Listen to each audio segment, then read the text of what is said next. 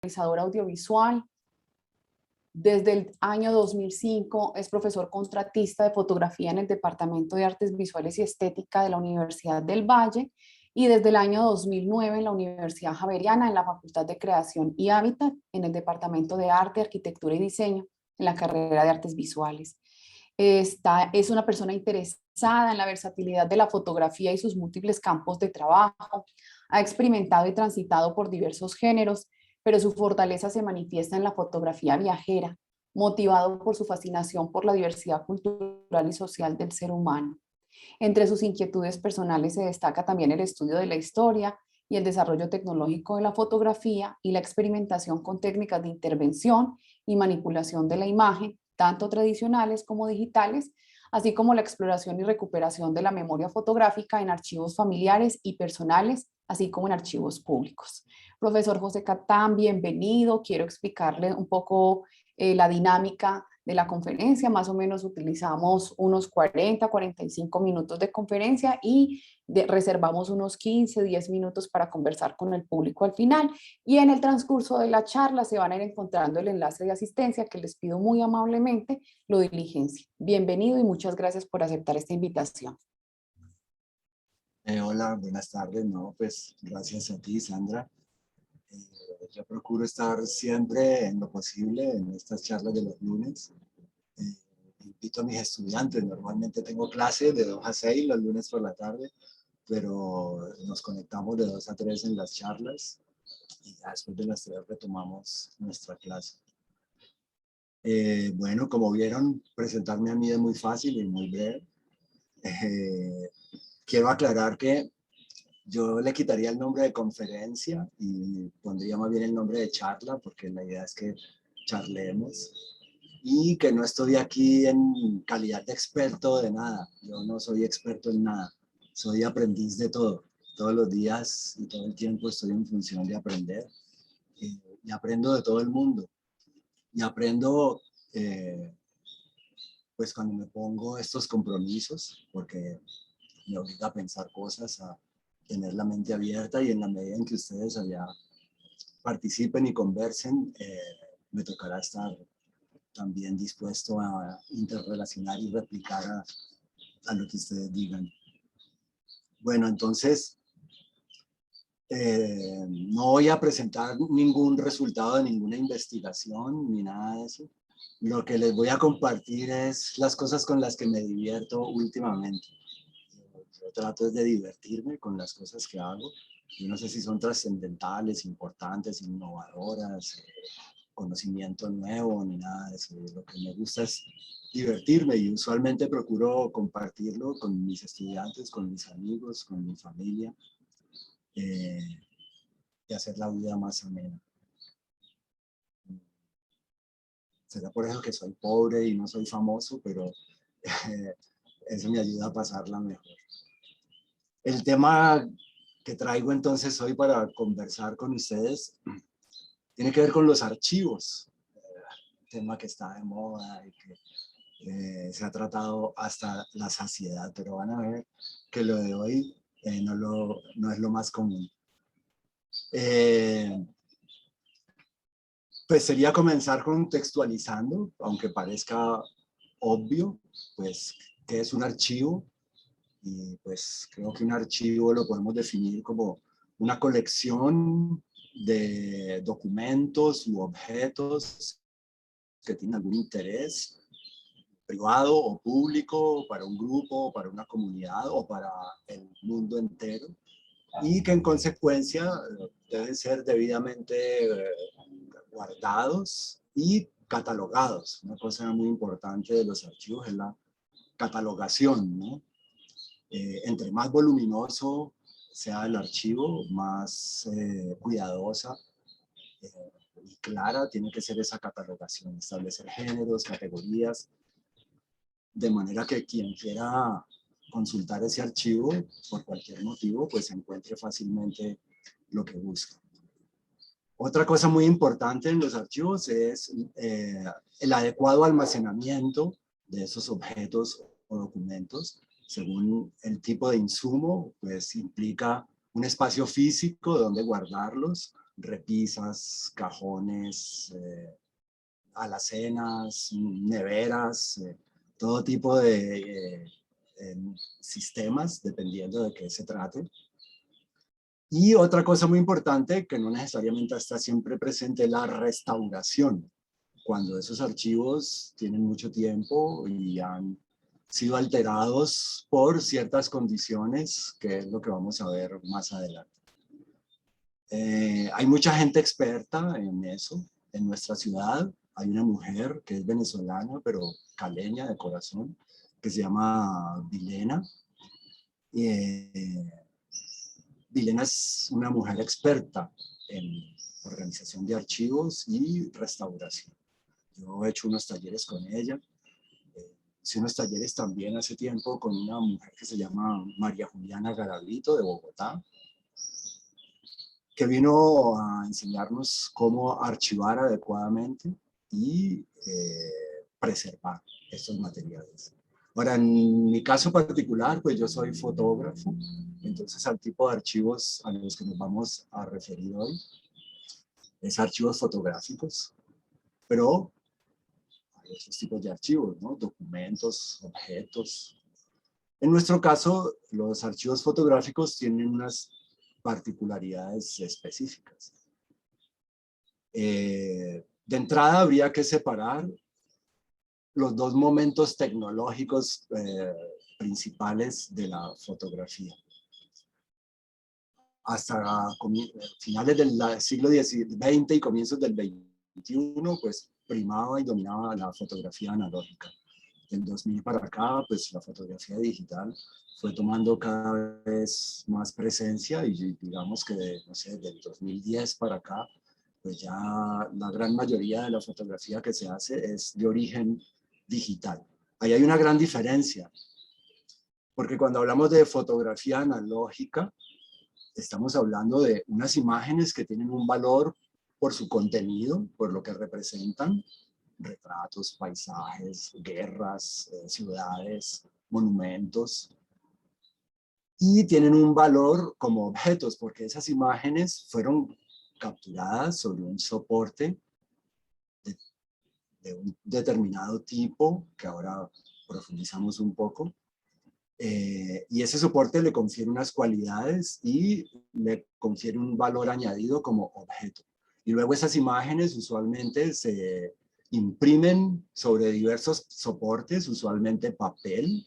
Entonces esa imagen impresa sobre ese papel, además de su contenido, adquiere un nuevo valor como un objeto, ese papel o esa superficie sobre la cual está impresa la imagen.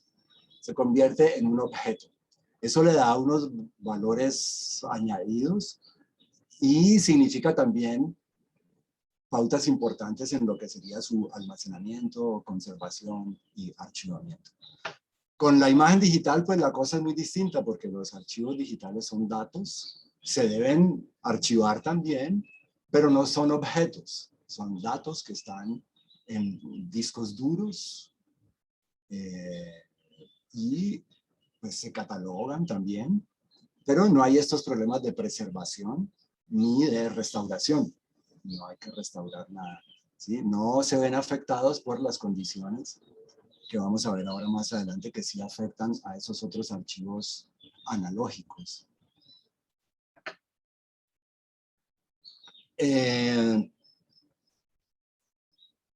Ahora, para entender eso, entonces tenemos que revisar un poquito, pues, cómo son esos objetos, ¿sí?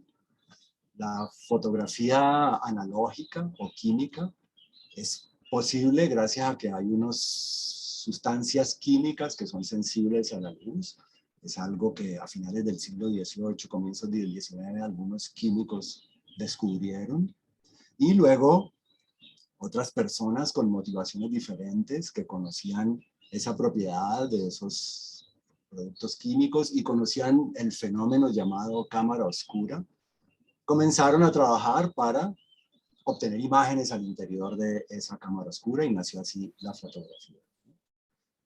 Estos pioneros trabajaban con diversos tipos de sustancias químicas.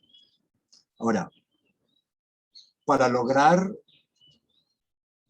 sensibilizar una superficie y producir una imagen en ella, se requiere preparar un producto que tiene diversos componentes, pero los dos más principales son esa sustancia fotosensible, que la más común y la que perseveró y la más eficiente han sido los haluros de plata.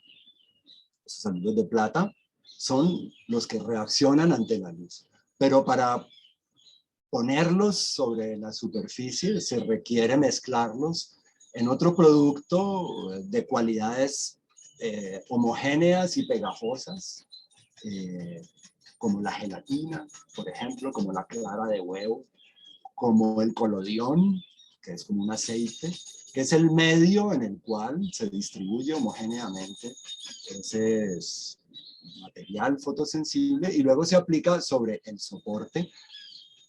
Cuando se seca, ese soporte está sensibilizado y se utiliza como un material fotográfico por medio del cual se pueden obtener imágenes utilizando una cámara fotográfica. Ahora, esos soportes también son de muy diversos tipos. Daguerre, por ejemplo, trabajaba sobre láminas de estaño muy pulidas. Talbot, otro pionero de la fotografía, trabajaba sobre papel. Y a partir de allí fueron pasando muy diversos soportes, vidrio, otros tipos de metales, hasta llegar a un soporte flexible y transparente que es el nitrato de celulosa en un comienzo, que era muy inflamable. Hay muchas historias, en particular una de... se me fue su nombre, ¿cómo se llama? El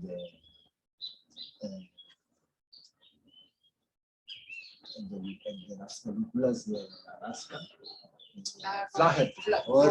Robert Flaherty, que era muy fumador y sus películas se quemaron, ¿no? Bueno, la celulosa es muy transparente y muy flexible y es el soporte para lo que llamamos la película, el primer soporte en el cual obtenemos la imagen al interior de la cámara. Pero usualmente las imágenes no se quedan allí, las imágenes pasan luego a papel fotográfico de tamaños más grandes, que son las que se comparten, se exhiben, se almacenan, ¿sí? Ahora, siempre se han podido usar también otros tipos de soportes, siempre se ha podido imprimir sobre tela, sobre madera, sobre metal inclusive. Ahora en estos tiempos digitales, pues también las imágenes se pueden imprimir sobre distintos tipos de soportes. Ahora, cuando una imagen digital se imprime, pues ya deja de ser un archivo digital y pasa también a ser un objeto. Y tiene otras cualidades que tienen que ver también con su conservación.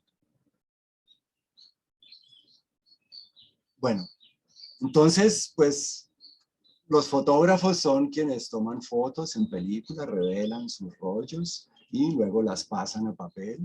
Entonces, el primer lugar donde se archivan las imágenes es en el estudio del fotógrafo.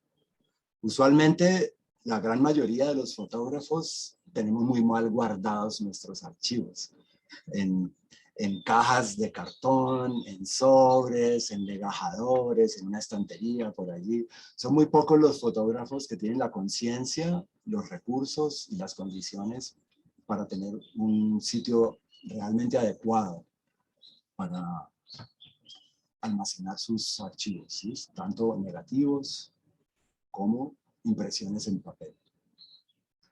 Ahora, hay que recordar que en la fotografía analógica hay muchos tipos de películas, ¿no? Para empezar, está el mundo del blanco y negro y el mundo del color, es decir, emulsiones que son sensibles solamente a la luz y producen tonalidades de grises. Tienen una composición un poco más elemental. Luego llegó la posibilidad de registrar el color también, lo cual sí implicó añadir otro tipo de químicos, unos tintes. Entonces esas emulsiones son más complejas. Y luego están las películas para negativo, en las que el proceso se invierte, los valores tonales se invierten cuando se obtiene la imagen, Y luego al pasarlas a papel, entonces se reinvierten y tenemos lo que llamamos un positivo. Y estaban las películas para diapositiva, que daban un positivo directo. En esas no había necesidad de pasarlas a papel, aunque se podía también. Era más común montarlas en unos marquitos y proyectarlas en un proyector de diapositivas. Había distintos sistemas, o hay, ¿no? Hay, todo esto sigue existiendo, para archivar los negativos y las diapositivas. Entonces, los negativos, usualmente los rollos se cortan en tiras de determinado tamaño según el formato, porque hay película de 35 milímetros, película 120, película en placas, y se meten en unos sobres en los que cada tirita tiene un lugar, y luego se meten a su vez en unos legajadores o en unas cajas. Las diapositivas, como se montan en unos marquitos, entonces se guardan en otro tipo de sobres en los que hay unos bolsillitos donde cada marquito cabe independientemente. Y a su vez se meten en un agajador o en unos cajones especiales. Yo nunca tuve un cajón de esos en los que los distintos sobrecitos iban quedando así colgados de un modo más adecuado para mantenerlos. Bueno, luego están entonces las instituciones. Muchos de estos archivos, por diversas razones, pues llegan a manos de instituciones, porque el fotógrafo o la fotógrafa falleció, la familia vendió o donó ese archivo a una institución. Otros han sido recuperados por allá de bodegas, como el famoso caso de los rollos de Vivian Maier hace como 6, 7 años, no sé si han oído esa historia. Otros han sido rescatados de la basura, bastante común. Otros, las familias han estado a punto de botarlos porque estaban encartados con eso y alguien afortunadamente ha logrado rescatarlos y han terminado en manos de alguna institución. Las instituciones entonces sí tienen el presupuesto y las condiciones para almacenar de un modo mejor esos materiales.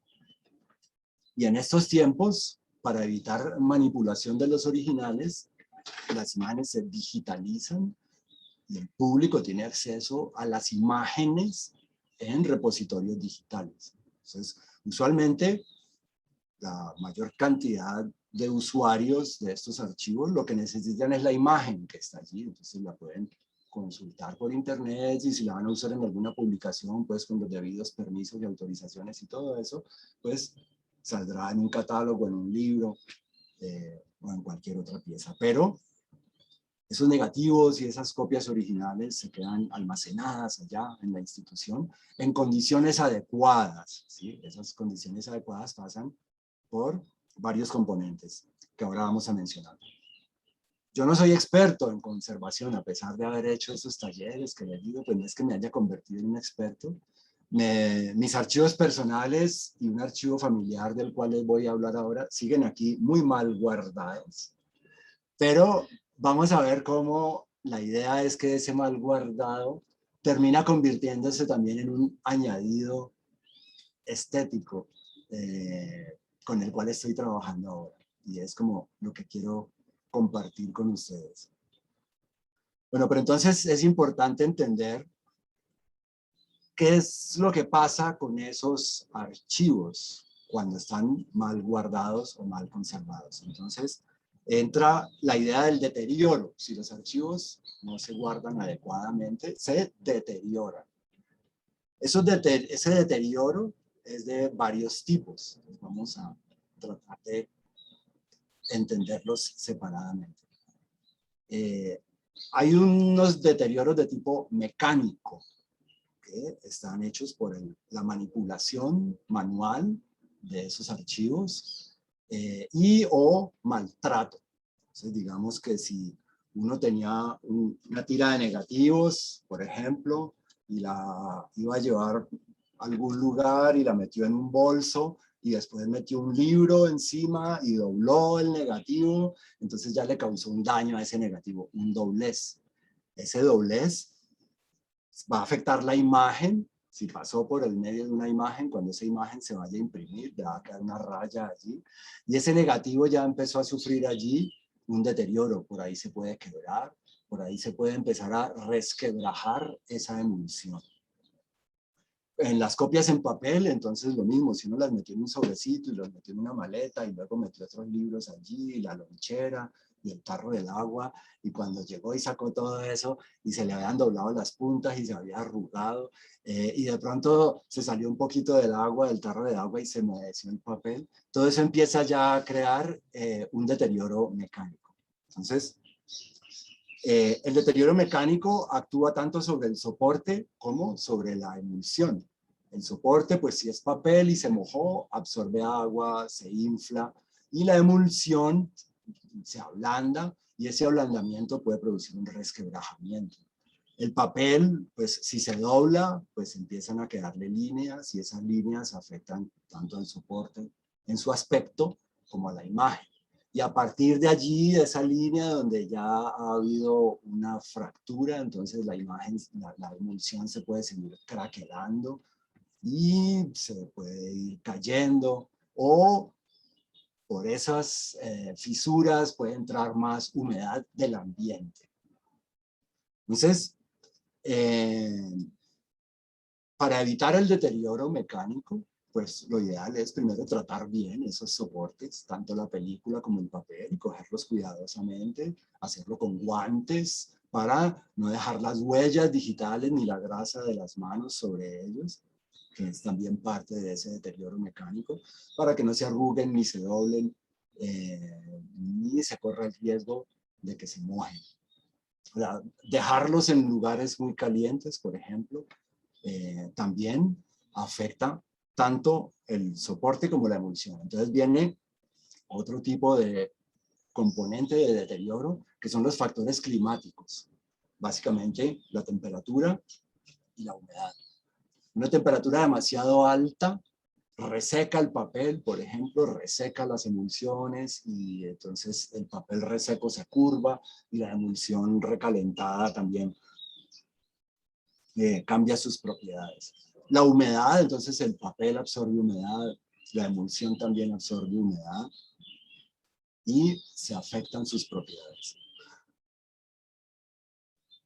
Eso nos lleva entonces a un tercer grupo de deterioro, que ya son los factores biológicos. En esa humedad empiezan a crecer hongos, ¿sí? Los hongos son el enemigo invisible y el enemigo más difícil de tratar en los archivos fotográficos, pero yo los he convertido en mis amigos, en unos aliados artísticos, que ahora vamos a ver cómo.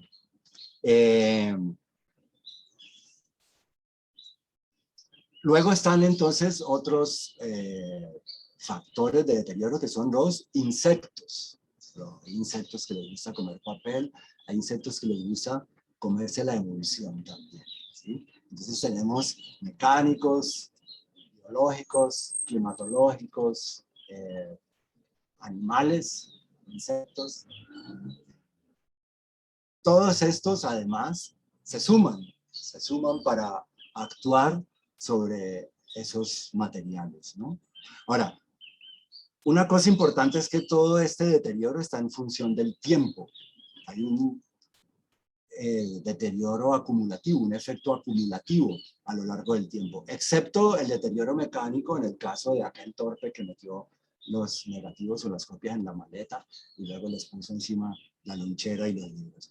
De resto, ese deterioro mecánico es el más fácil de manejar si los materiales están en manos de un archivista cuidadoso. Los fotógrafos, pues en ese sentido, somos un poco más cuidadosos, ¿sí? Cogemos bien los negativos y el papel. Ahora, pero todos los demás están en función del tiempo. Entonces, si uno no tiene un cuarto climatizado con las condiciones perfectas de temperatura y humedad ambiental, si uno no tiene los materiales adecuados para guardar las fotos, papeles libres de ácido y cintas libres de ácido y todas esas cosas, entonces todos estos otros elementos empiezan a actuar sobre ese archivo. La humedad, el calor, en este trópico, pues con mayor razón. Y además las variaciones. Cuando está lloviendo, la humedad entra allí al cajón donde están materiales, y luego viene el calor y entonces se reseca, pero se reseca allí adentro, apelmazado. Entonces allí, en medio de esas hojas donde hubo humedad y ahora hay calor, los honguitos empiezan a extender sus hifas, que luego se convierten en micelios, que se toman la imagen, ¿sí? Van devorando la gelatina de la emulsión, pero van construyendo allí una trama que lo que yo quiero mostrarles es que para mí es un aporte artístico, ¿sí? Hasta antes era algo absolutamente terrible, era terrible ver un negativo con hongos. Ahora hago lo posible para que los negativos que tengo allá guardados tengan muchos hongos, ya van a ver por qué. No, mentira, hasta allá tampoco, pero digamos que si ya llegaron, no hay que verlos como un enemigo, sino como un aliado artístico. Bueno, entonces,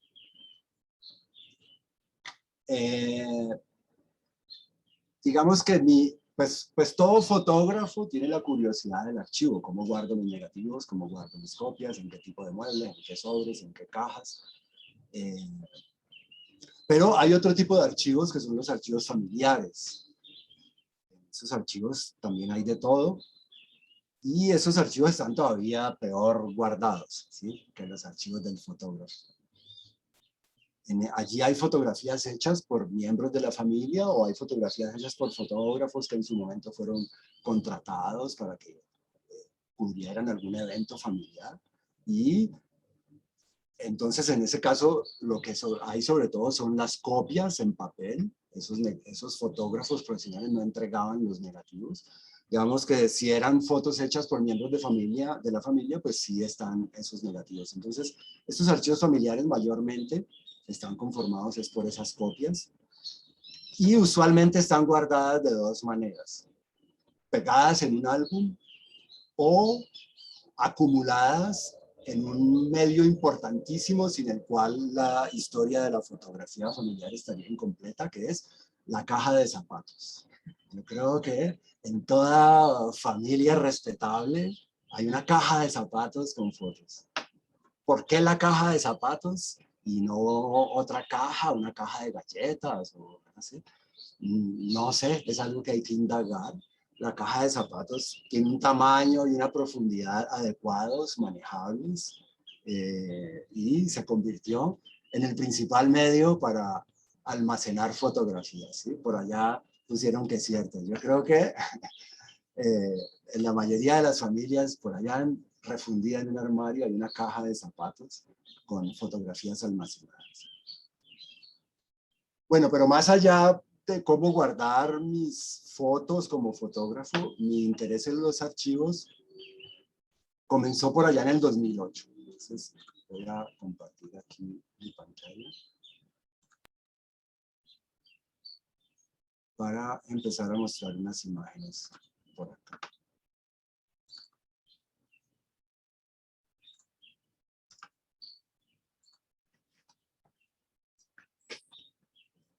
Un poquito. Ya estamos viendo la imagen. Bueno, eso. Esa imagen que ven allí es una casa que construyeron mis abuelos maternos. Era una gran casa que quedaba en el barrio de Santa Teresita. Yo viví 40 años de mi vida casi en esa casa. Aquí están mis abuelos maternos. Catrina, la casa tenía el nombre de ella. Aquí está, perdón. Aquí está el nombre de ella escrito, Catrina. Este era el abuelo, la abuela, este era mi padre.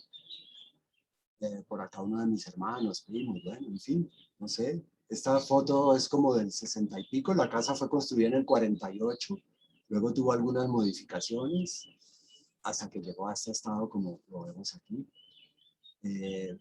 Y algún mal fotógrafo tomó esta foto, pues sin padre caído, y le mochó por acá una torre y unas partes importantes que tenía esta casa, ¿sí? Pero es la única foto que tengo así de la casa en esos tiempos. Tengo otras imágenes en película que ahora vamos a ver, pero es la única foto que hay. Entonces, pues toca trabajar con ella. Aquí ya vemos parte del deterioro, la decoloración de los pigmentos de la imagen, ¿no? Eso es típico. Van quedando como tonos apastelados en estas imágenes. Bueno, aquí también un protagonista importante de la familia era el Ford 54. Ese era un carrazo automático con un motor V8, un carro delicioso. En las épocas gloriosas de la familia lo trajeron de los Estados Unidos, viajaron a Estados Unidos y se trajeron ese carro en un barco y lo entraron por Buenaventura y tal. Entonces él era personaje importante de la familia. Bueno, en el 2008 confluyeron dos eventos. Uno, tomé un diplomado en documental de creación. Y en ese diplomado había todo un módulo dedicado a los documentales hechos a partir de archivos familiares, cosa que yo hasta el momento pues nunca le había parado muchas bolas. Y en ese mismo año la familia entró en crisis y tuvimos que vender esa casa. Y al venderla, pues por supuesto había que desocuparla. Y al desocuparla, entonces tocaba revisar todo lo que había, abrir todos los cajones, esculcar todos los armarios. Y en esos cajones y en esos armarios estaba guardado el archivo familiar, una buena cantidad de cajas de zapatos, con muchas fotos, algunos álbumes y unas películas en 16 milímetros. Estuve a punto de botar eso más de una vez, he de confesarlo. Afortunadamente no lo hice, porque ese año entendí pues que con eso podía hacer un documental y con eso hice la tarea del diplomado, hice un documental sobre mi familia a partir de esos archivos. Esa casa la tumbaron, pues, el día que la estaban demoliendo yo fui allá, yo tengo un Jeep Toyota viejo, 71, que tiene una parrilla y eso tiene una lata muy dura encima, entonces yo me puedo parar ahí encima. Como yo, pues yo no podía entrar a la demolición, me parqué afuera y me paré encima del Toyota a grabar esa demolición. La grabé en video, pero también hice unas cuantas fotos y aquí tengo algunas de ese monstruo gigante demoliendo esa hermosa casa. Exactamente a los 60 años. La casa la hicieron en el 48 y eso, bueno, la demolición fue en el 2009, la vendimos en el 2008, pero ellos se demoraron un tiempo. Y esta máquina llegó en el 2009 a tumbar la casita. Bueno, lo de Samuela. Ahora en ese hueco hay un hermosísimo y moderno edificio de Bodytech. No sé si han pasado por allí, no sé si se ubican. Abajo está la avenida Colombia, por acá está la calle Séptima Oeste que viene de la Circunvalar y sale a la portada al mar. Allí ahora hay un Bodytech. Bueno, entonces resulta que pues yo empecé a valorar ese material. Estos eran los rollos de película, ¿sí? Que estaban en un pésimo estado, rotas, descompuestas. Ahorita deben estar peor, porque ahorita llevan otros 12 años. Menos mal los cambié de caja. Estaban en una caja de madera llena de gorgojo. Yo los saqué de esa caja y los metí en otras de plástico, donde están todavía. El asunto es que yo necesitaba pasar esas películas a video. Entonces conseguí prestado un proyector en la Alianza Francesa, porque en la casa había uno, pero se había perdido. Y cuando empecé a rodar las películas, pues se reventaban, se paraban, se enredaban. Y yo tratando de grabar eso en video, y empecé a sufrir, no, yo cómo voy a hacer un documental con esto. Pero en ese momento empecé a entender que, pues que no, pues si ese es el estado del archivo, pues así hay que trabajar con él. Y que así es la memoria también se corrompe, se confunde, se enreda. Esta era la camarita con la que filmaban mi papá y mis tíos.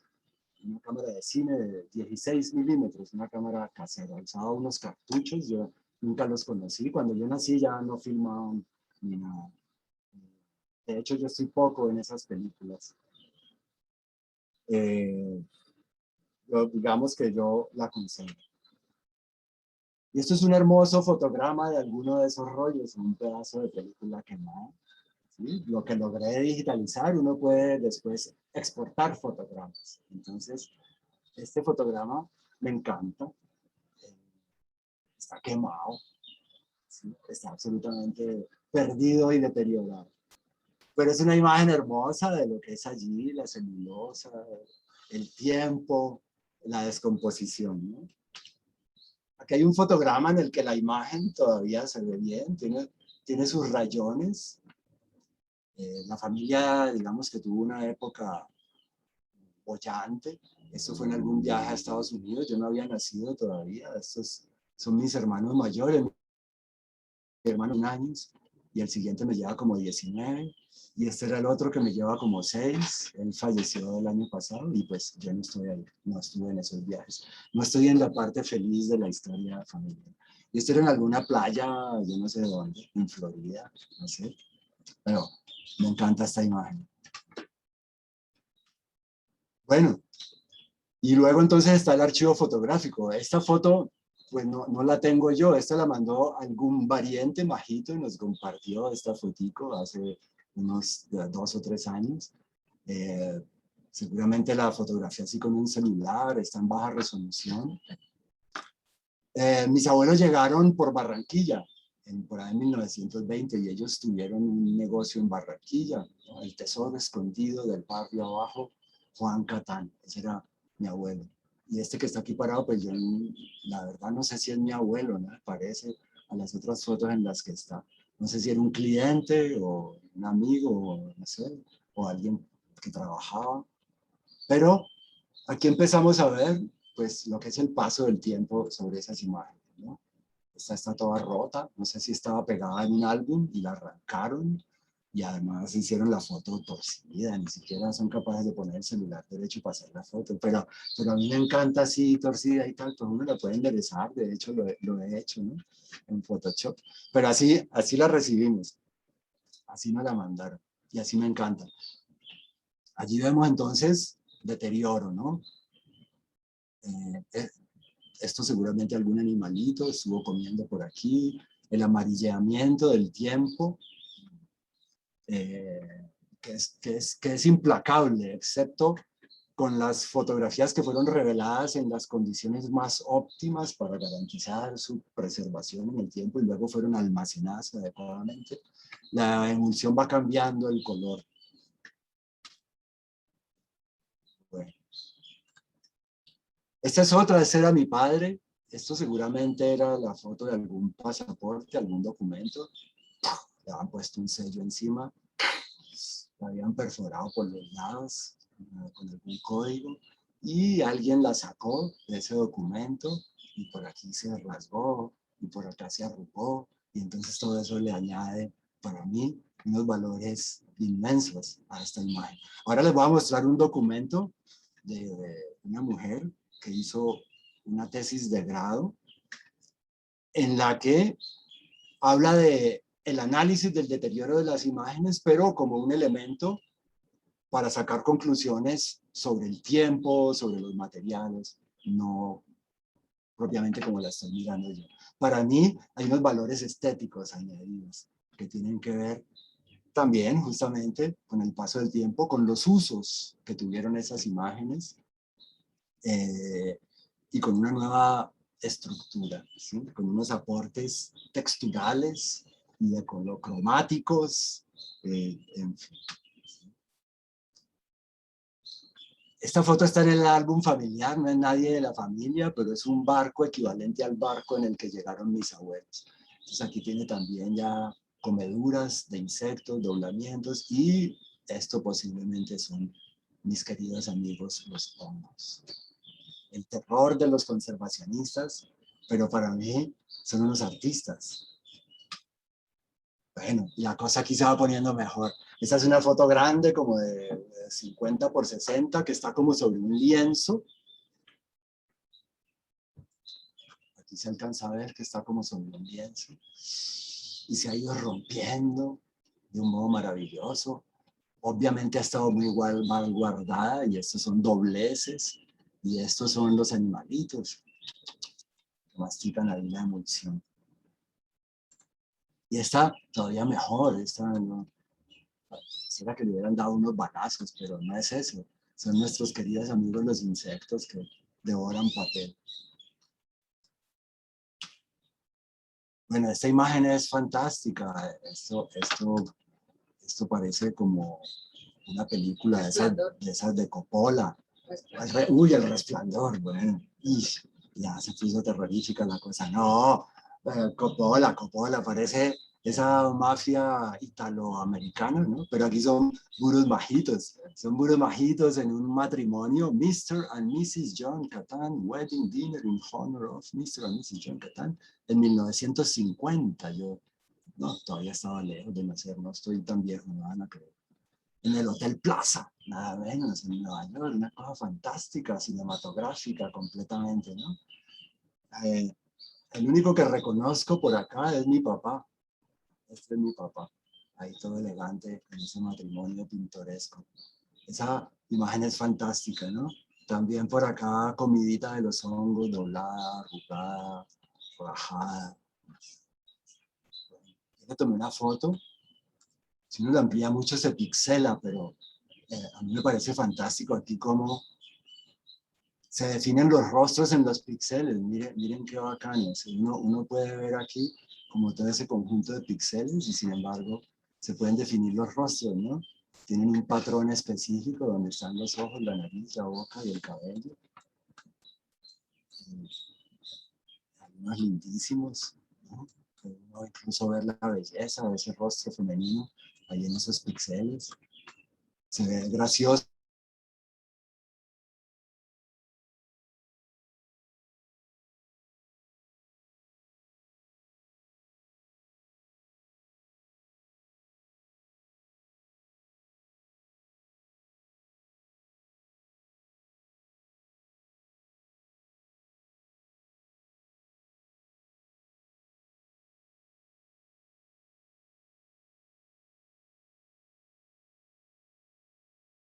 Y después van devorando el resto.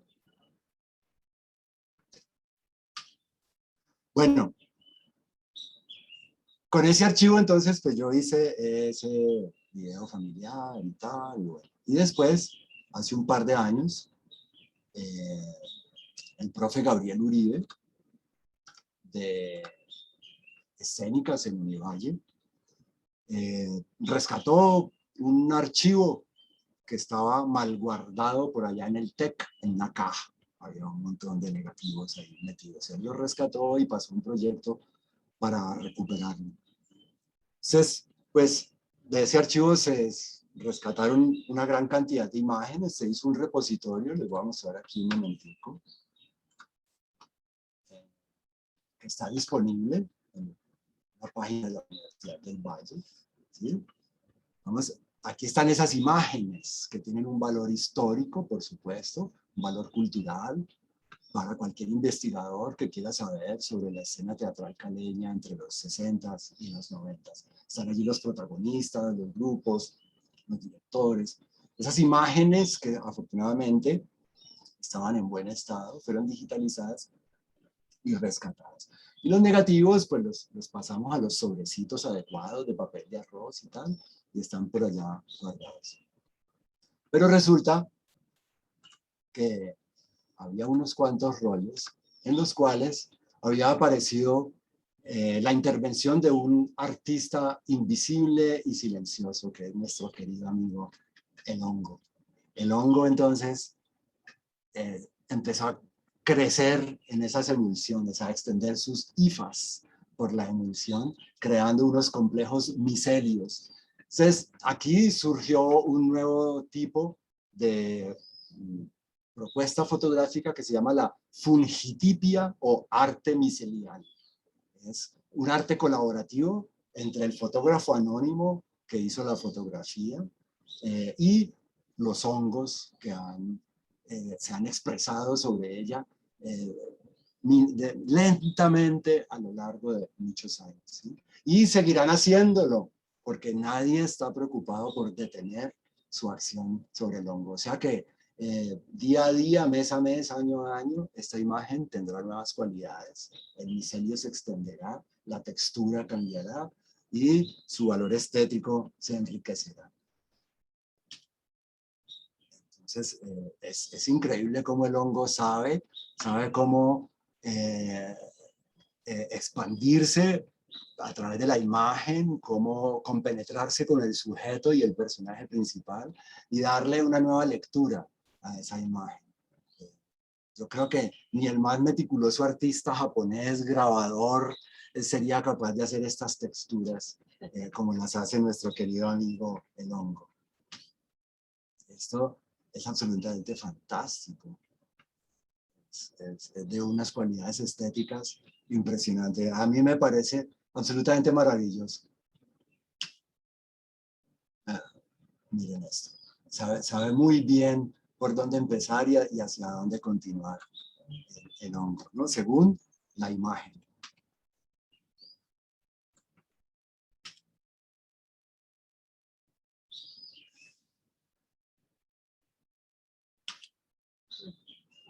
A veces el hongo ha trabajado tanto que la imagen que estaba antes ya se ha confundido completamente, o también el hongo a veces trabaja en los extremos de la película donde no había una imagen como tal, pero sí había emulsión, entonces hace su propio aporte solamente con sus texturas.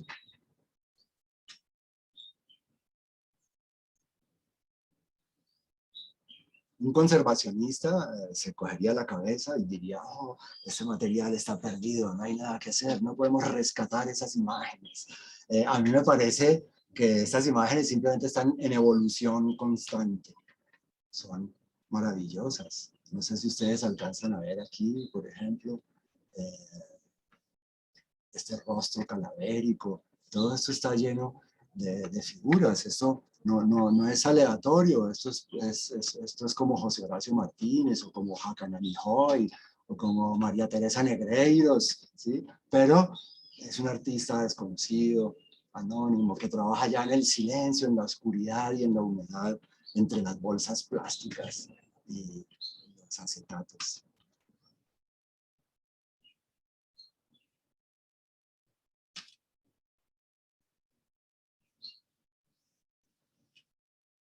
Bueno, y esos negativos un día me los llevé para una cuñada que es bióloga y tiene un estereoscopio. Yo no pude acoplar mi cámara al estereoscopio, sino que lo hicimos con una camarita compacta puesta ahí sobre el ocular. Entonces, pues como uno la pega al ocular, queda con la forma circular. Pero aquí estamos viendo más internamente esa estructura del aporte artístico del diseño, ¿sí? Entre más aumentos le ponga uno al estereoscopio, más se mete allá en la estructura primordial del creador fúngico. Pero si uno la mira así, también parecen imágenes planetarias, parecen imágenes del universo. Entonces, allá lo macro se parece acá a lo micro. Cuando uno mira por instrumentos ópticos hacia afuera del planeta o hacia lo que no ve con los ojos, se encuentra que hay estructuras parecidas. Esto es Júpiter, perfectamente.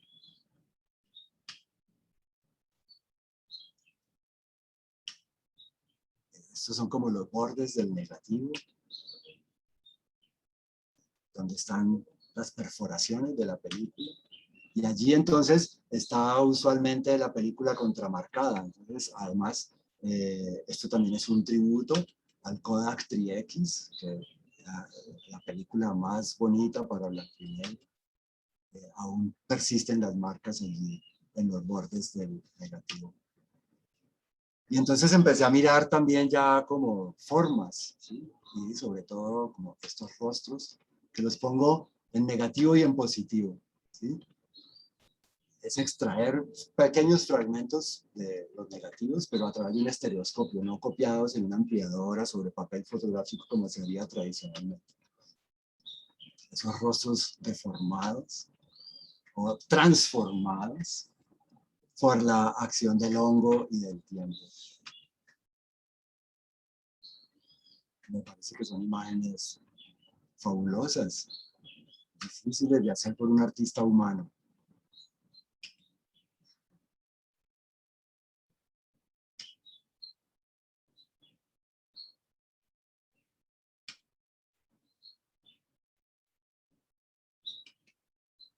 Bueno, las películas a color pues tienen otros componentes y otras cualidades, entonces allí el deterioro es diferente.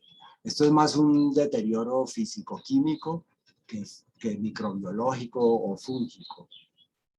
Entonces allí yo he estado tratando de pensar, para que me ayuden, qué otras categorías creativas podríamos pensar. Entonces se me ocurre, por ejemplo, además de la fungitipia o arte micelial, la quimiografía o arte reactivo, cuando son los químicos los que trabajan, la cronoscopia o arte temporal, los creados por el tiempo.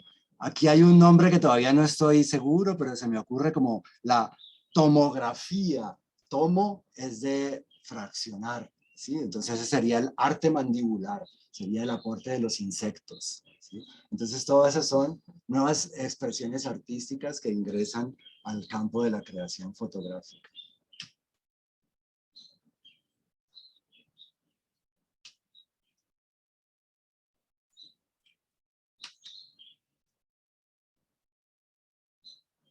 Difícilmente a un humano se le ocurrirían estas texturas y estas combinaciones de colores.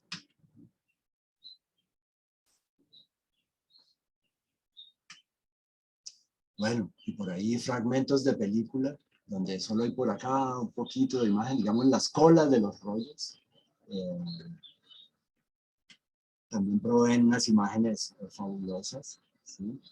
Eh, delatan el mal uso, por ejemplo, por aquí se ven las huellas dactilares. Quién sabe por cuántas manos pasaron estos negativos antes de llegar a las manos de Gabriel. Aquí se ve claramente.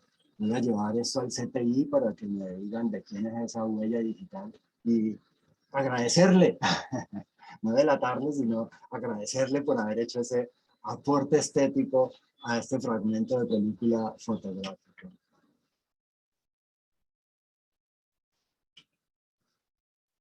Aquí se devela el grano de la película, que también es fabuloso.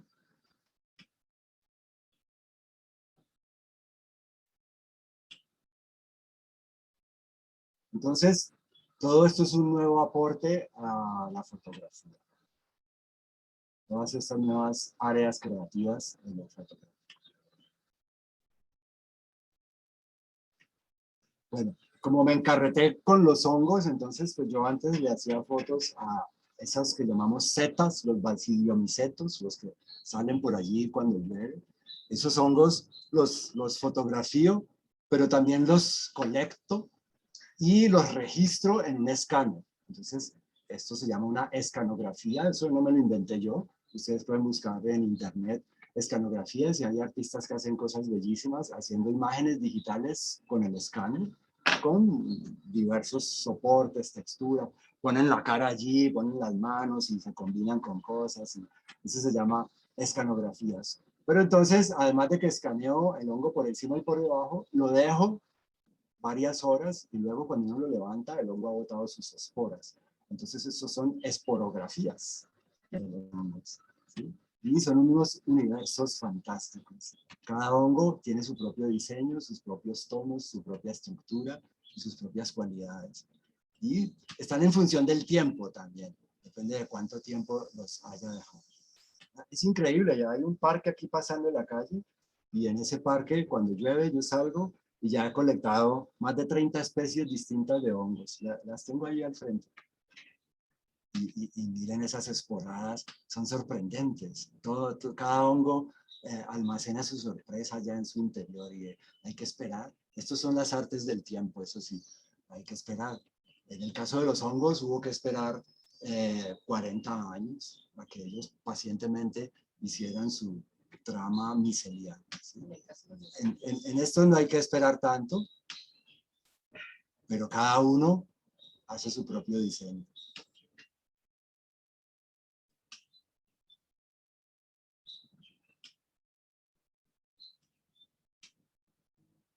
Este, por ejemplo, no se secó, sino que se volvió como una plasta acuosa.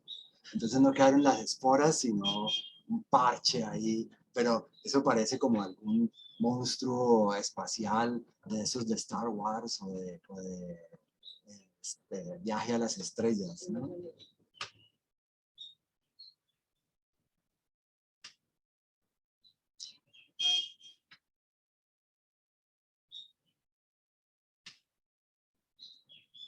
Aquí, por ejemplo, lo escaneé cuando el hongo había botado la espora, pero sin quitar el hongo. Entonces aquí está mezclado el hongo con la espora.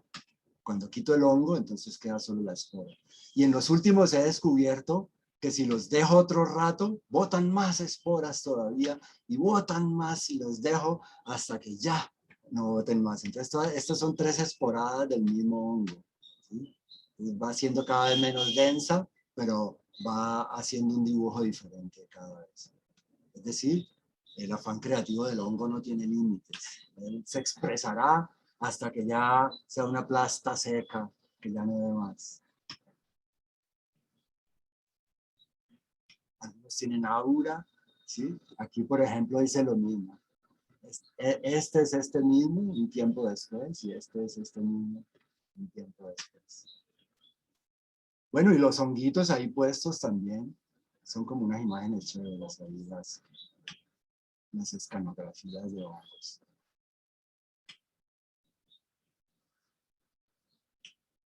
Cada hongo es todo un mundo. Bueno, como que me alargué mucho, porque les quiero mostrar un video. ¿Alcanzamos, Sandra? Claro que sí, profe, adelante. Bueno, pero entonces voy a hacer un cambio aquí. Con todo ese material, entonces, con el colega Gabriel Uribe y otro colega amigo muy querido del mundo del arte dramático, Diego Fernando Montoya, hemos estado trabajando a partir de ese archivo, buscando unas nuevas memorias a partir de esas imágenes intervenidas por los hongos. Entonces, tenemos una propuesta de un libro con unos textos que ellos han escrito y tenemos también una propuesta en video que les voy a mostrar. Entonces, voy a apagar mi micrófono.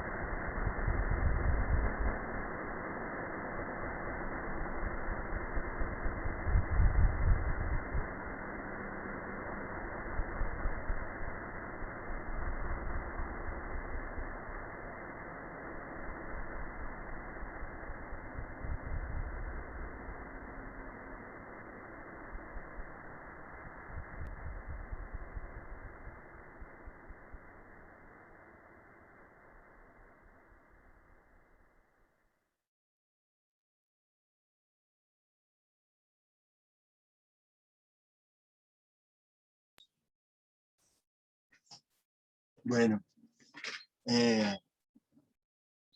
la banda sonora la hizo Diego Fernando Montoya. Los sonidos también provienen en esencia de hongos. Él puso a descomponer unas levaduras y le puso unos micrófonos muy sensibles a eso. Y luego lo combinó con otros sonidos de obras de teatro y cosas así. Y los llamó fungifonías. Bueno. Entonces, pues, ya a las 3:07, no sé si... Listo. Charlar, ¿o qué? Claro que sí, profe. Muchísimas gracias por esta charla tan maravillosa. Hiciste un cierre magistral con ese video. Todos estábamos fascinados. Preguntan aquí algunas personas que si es posible tener el enlace de ese video para verlo Sí, posteriormente. sí, luego lo comparto. Lo que pasa es que por ahora está oculto porque yo lo mandé por allá a Cinetoro y había que tenerlo oculto, pero no me han dicho nada, o sea que creo que no quede. Entonces lo voy a poner público para que lo puedan ver. Vale. Y bueno, pues a partir de este momento hacerle la invitación a las personas que quieran incluso activar sus sus audífonos, su sonido, ¿sí? Y conversar con el profe, empezar a plantear pues como una especie de diálogo, de preguntas, qué les inquietó de pronto de toda esta charla. También pedirles el enorme favor de diligenciar la asistencia al evento. Bueno, pues a mí ya podemos entrar. Sí, Sí, adelante, de Amanda. una. Mucho gusto. La puerta Buenas está tardes. abierta. Bueno, Buenas Bueno, tardes. gracias. Gracias por esa invitación. No, quería simplemente felicitarlos y a ti, José, muy especial, muy lindo el trabajo que has elaborado y que me imagino que de aquí para adelante siguen muchísimas cosas más. Muy creativo, me parece muy bien llevado el proceso que nos contaste y todo lo que la memoria histórica que recogiste, digamos, a nivel familiar, a nivel de las cosas químicas y el proceso que se ha trabajado. Me parece muy bien porque nos das otras herramientas y otros elementos para poder empezar como a cuestionarnos cosas en relación a los elementos que muchas veces tenemos en casa y que no le damos mucha importancia. Y en el caso de las fotografías, eso me interesa mucho porque tengo a mi hermano Ever Astudillo, quien ya murió, un gran pintor. Me imagino que de pronto José Catán lo conoció. pues sí, no mucho, pero sí. No mucho, pero pues, Yo creo que de le oídas de tomé la pronto. última Sí, foto. Yo creo que le tomé la última foto. sí, Por ahí verdad, la qué bueno tengo. sería Sí, conocerla. sí, Y me claro. parece muy bien lo que se ha trabajado y lo que nos estás enseñando con esto, porque nos abres otras puertas también de un trabajo más dispendioso, más clasificatorio, digamos, y asimismo pensarlo en las cosas que uno tiene de sus fotografías y no descartarlas simplemente por no tener esa información de la clasificación. De nuevo, muchas gracias y No, espero continuar gracias a vos, qué escuchándote. sorpresa. Bueno, hay una cosa muy importante y es Sí. que estos procesos son en función del tiempo. No se vale deterioro inducido, aunque eso muchos artistas lo hacen por allá desde mediados del siglo pasado, rasgar y rayar y esas cosas, pero no, señoras y señores, aquí en este caso hay que darle tiempo al hongo y a los insectos de que hagan lo suyo a su ritmo, o sea que eso es de 20 años en adelante, como los buenos vinos y los buenos quesos, ¿sí? Ajá. Muy bien. Muchas gracias nuevamente. Bueno, no, gracias a vos. Por allá Juan Carlos tiene la mano alzada, dejamos hablar a ese personaje. Adelante, profe Juan. Qué pena. Ay, gracias. Gracias. Ay, Se le chévere. puso amarillo a la Ese, mano de tenerla ahí levantada. sí, José, la verdad es increíble tantos años conociendo a José y siempre lo sorprende a uno. Y ese último video realmente, pues, siento de que vas por un camino nuevo en tu vida artística. Y por eso me sorprende. Me gusta mucho la palabra que usas, que es fabuloso. Me encanta porque me ubica como las intenciones que tienes de la imagen y las combinaciones con el sonido. O sea, yo siento que hay un camino nuevo en José Catán esta vez. Y quién sabe qué camino o qué lugares va a encontrar, ¿no? De hecho, ya nos está compartiendo cosas. Y quería solamente compartirte un artista que yo cito mucho y Arthur Danto lo tiene pues en sus libros, que es Éric Rompierre. Éric Rompierre es un artista francés, si no estoy mal, que trabaja con el polvo en el proyector, con los ruidos y los accidentes que ocurren en las proyecciones de cine. Y esto algo me lleva, pues, pero pues estamos hablando de un posmodernista, sí, de los años 90, si no estoy mal, pero vigente todavía, que sería interesante acercarse, digamos, a este tipo de artistas. Y ya para cerrar, hay algo que me inquieta mucho con lo de la conservación, ¿no? O sea, yo te escucho que te debates entre la fotografía análoga y digital, ¿sí? Y yo veo, por ejemplo, a este fotógrafo Sebastián Salgado, que igualmente ha caminado estas dos tecnologías y, y que todas, o bueno, buena parte de sus archivos digitales ahora son fotografiados en fotografía análoga para conservarse. Entonces, eso, no sé si me expliqué bien en cuanto a la utilización técnica que está haciendo Sebastián Salgado. Sí, él se pasó a las cámaras digitales, él hace un archivo digital, pero después hace negativos a partir de ese archivo digital y luego imprime en papel fotográfico o químico. Y bueno, y la pregunta que nos invita a eso es, ¿por qué?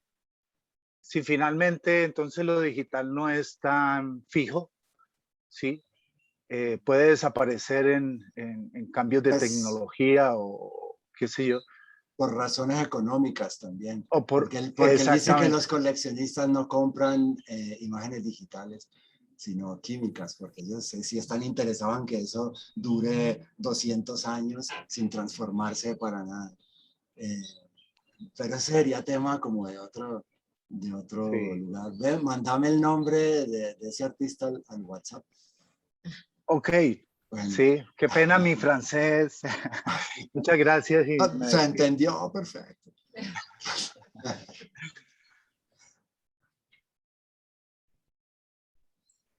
¿Alguien más quiere participar? Por ahí se activó un cuadrito que dice Víctor Saavedra.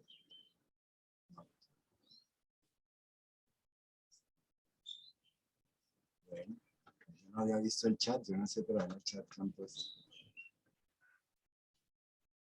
Pues mientras Bueno. la gente se... Ay, adelante. Yo solamente, gracias José, me encantó ese trabajo que hiciste, estoy aquí alucinada con vos, porque mira que mis inquietudes van un poquito por ese lado, no tanto eso de lo químico, eso me encanta. Yo tuve un proyecto que se llama el caso Fotofilm, donde se exploraba eso de cómo la enfermedad del vinagre iba dañando el cine, ¿no? Y todo el relato que se crea a partir de eso, pero como lo lograste vos, es increíble. O sea, en realidad, gracias es porque me motivas a seguir adelante con una idea que tengo ahí con material personal, ¿no? Que he grabado desde que me acuerdo que tengo cámara, entonces me parece muy lindo esa experimentación que haces y también cómo se va mezclando con la música, o sea, cómo el concepto envuelve todo, ¿no? Finalmente para la creación de la obra. Entonces, muy lindo, me encantó. Gracias. Un beso. Gracias, Diana, qué chévere que hayas estado. Muchas gracias. Le doy la palabra a Holanda.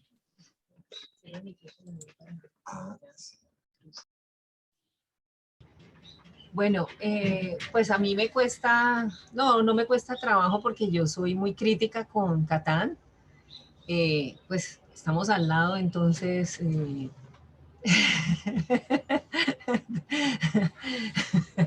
Esto sí es mucho. Soy muy crítica con Catán como con esas cosas y me parece que es muy chévere cuando él como que pide mi punto de vista sobre todas estas cosas, pero definitivamente me parece que José es con su trabajo fascinante, diría yo, y bueno, no porque yo sea la esposa de Catán, sino porque yo soy muy objetiva y él sabe que yo soy muy dura con él también cuando se trata de, como de cuando darle mis puntos de vista y todo.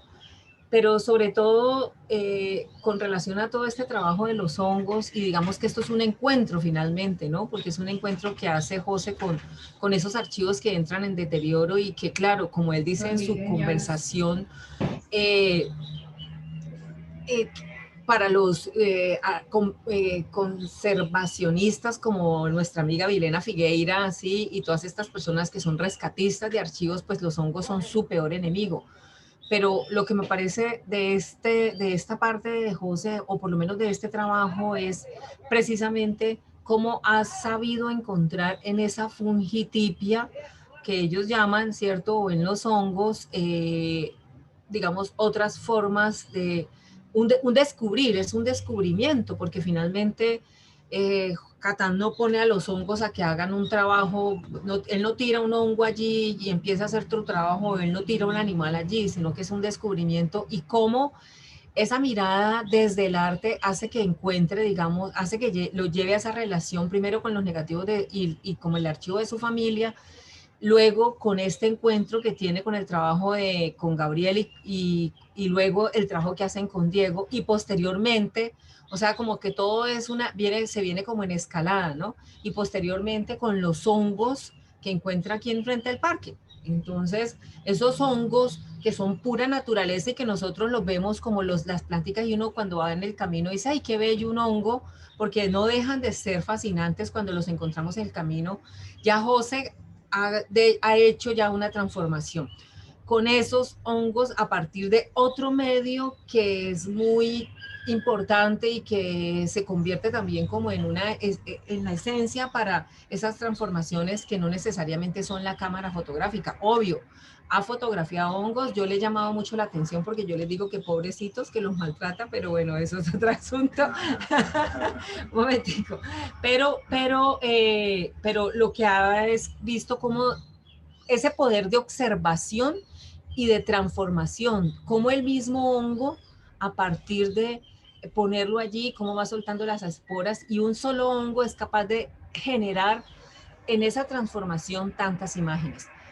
Todo esto, un poco largo, perdón, para decir que es para ponerlo para poner en cuestionamiento lo que muchas veces, y vengo escuchando hace mucho rato, que la fotografía experimental y la experimentación con fotografía, ¿no? Entonces, hay un malentendido con esa experimentación y es que esa experimentación que uno ve hoy, que además muchas personas quieren mostrarla como algo nuevo, primero, ni es nuevo, porque casi que desde el siglo XIX con la fotografía se hacía, y segundo, que no se trata de llenar de efectos, o sea, esa experimentación a veces yo la veo más como un efectismo en su afán de hacer parecer las fotografías y las imágenes distintas y fotografía experimental, que de verdad como un proceso de creación, como sí lo veo en este trabajo de Catán, que ha tenido todo un desarrollo a partir de un encuentro con unas imágenes en las que él lo vio de otra manera. Ah, no, es que no hay que mandar esto a restaurar a un diseñador gráfico con Photoshop. Estas imágenes, pienso en la imagen del papá de él que tiene el hueco aquí impresionante en la frente que parece de verdad estas imágenes cuando a alguien le han pegado un tiro, ¿cierto?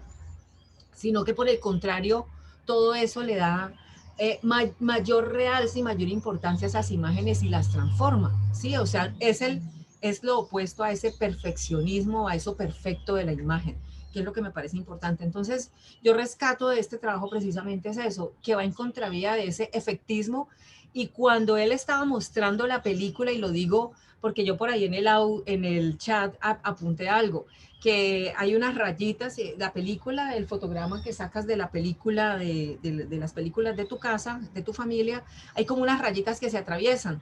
Lo digo, ese efectico está hoy en día en los programas de edición, ¿no? Es un efectico con unas rayitas para hacer parecer lo que se graba como una película vieja.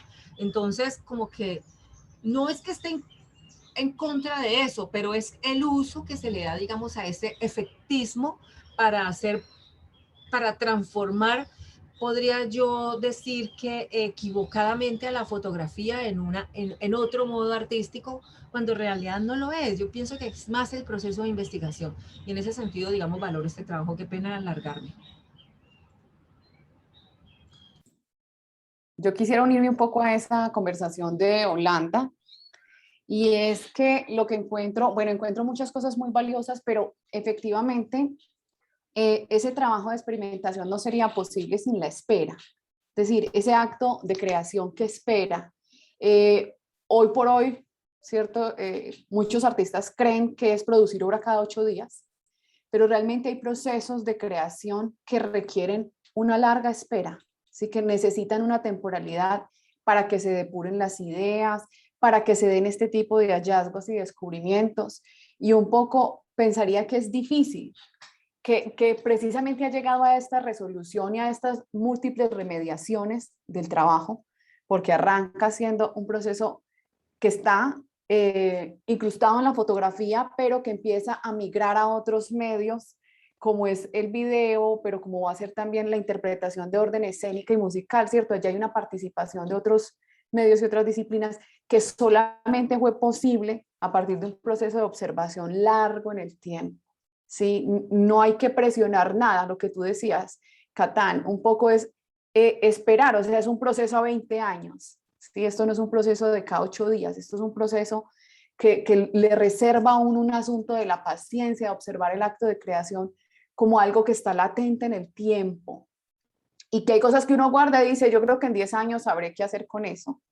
Y sí, efectivamente luego llega el momento, lo abrazan a uno otro tipo de personas, de afectos en esa construcción y termina volviéndose pues ese producto fabuloso que está al final, pero que por supuesto se decanta en ese ejercicio de experimentación audiovisual, pero atrás tiene toda una procesualidad, toda una espera, todo un proceso de observación, de indagación y de poner en valor unas cualidades estéticas que para otros sería súper escandaloso hacer el cuidado de esa, ¿cierto? Entender esas cualidades estéticas de esa imagen y cuánto aportan, como tú lo decías, que me pareció una palabra muy linda, los aliados artísticos, ¿sí? Y es encontrar también en esa espera, en ese tiempo, un aliado.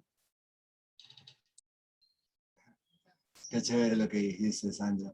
Yo creo que ahí también hay otra cosa muy importante y es lo fortuito y lo espontáneo, ¿sí?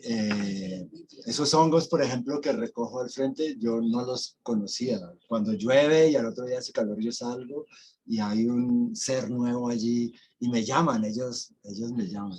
No es mentir, no es verdad lo que dice Holanda, yo no los maltrato, ellos quieren que yo los traiga y ellos me hacen esos regalos, me lanzan allí su propuesta. Luego se secan y parten, pero allá están las esporas y los micelios en el parque, ellos vuelven y salen, allá están. Lo que pasa es que cuando hace calor, ellos se esconden, se necesita que llueva y tal. Entonces, en ese sentido también la espera es importante.